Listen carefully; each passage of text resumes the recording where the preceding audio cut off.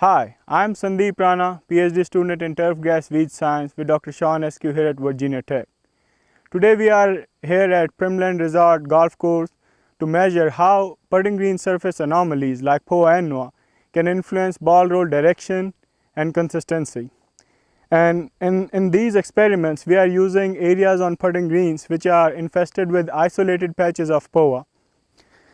If you look at this patch here, it's a small Poa Annua patch in a pure creeping bentgrass canopy.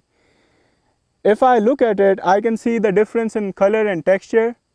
But if I close my eyes and rub my fingers across it, I could not really tell if this Poa Annua plant exists here, because these greens are managed so immaculately that it is hard for an average golfer to see the differences it can make in your putt trajectory. There is currently no scientific literature available which talks about influence of Poa Annua on ball roll trajectory. And the main reason for that is it is a very difficult thing to measure. We spent over 2.5 years and rolled over 6,000 golf balls in lab to determine the sources of error that we need to take care of before we even start doing the field experiments.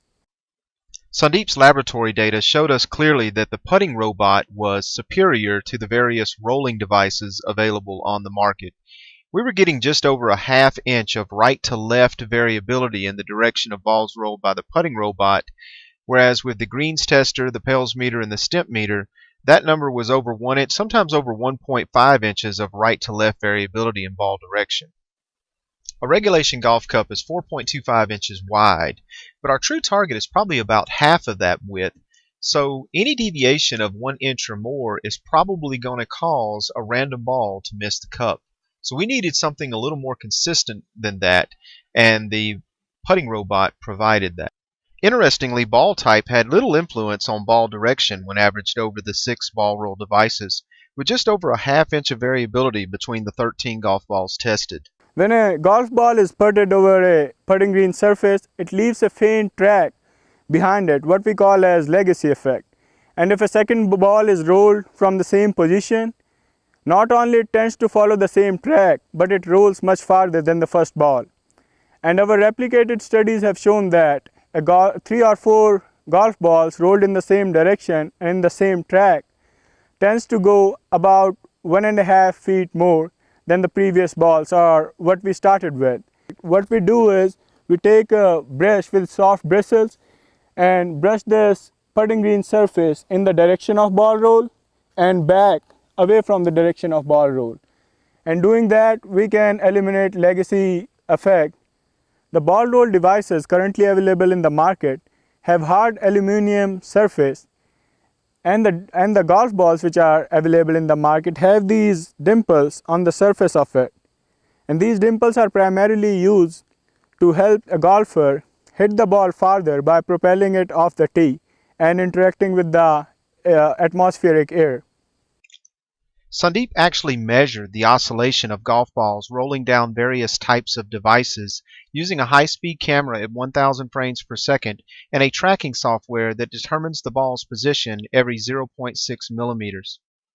What he found was that balls that tend to oscillate while rolling down the ramp will exit the ramp at random directions, as shown in the blue lines here, but balls that do not oscillate while rolling down the ramp will remain in a straight direction, as shown in the red lines. Another source of error that we had to eliminate was terminal deceleration. Watch the yellow ball as it makes a sharp turn just before it comes to a stop. Terminal deceleration is one of the reasons golfers are trained to putt the ball 12 to 18 inches past the cup.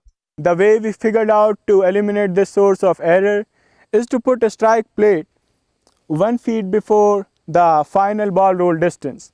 And this strike plate also have a pressure sensitive paper to get the most consistent and the better score of our ball roll dispersion. These are marks made by 10 different golf balls hitting the pressure sensitive paper on the strike plate. Ball direction was extremely consistent when rolling over pure creeping bentgrass, but highly variable when rolling over the patch of Poa Annua, and we can see these differences when using the putting robot. However, we could not discern differences between bentgrass and Poa when using the greens tester, as ball direction was variable in both cases. Differences in texture between Poa and bentgrass probably impart subtle influences on ball direction. In these slow motion videos, we can see the ball start to hop erratically soon after leaving the Poa Annua patch. Sandeep's research has shown that we can measure very subtle influences of putting green surface anomalies on ball roll consistency. What we hope to do with that moving forward is to determine if products that are currently marketed or implicated as being able to measure putting green smoothness, such as the Sphero or the Perimeter, can actually tell us useful information about how that putting green surface might impact the consistency of balls actually putted across the green.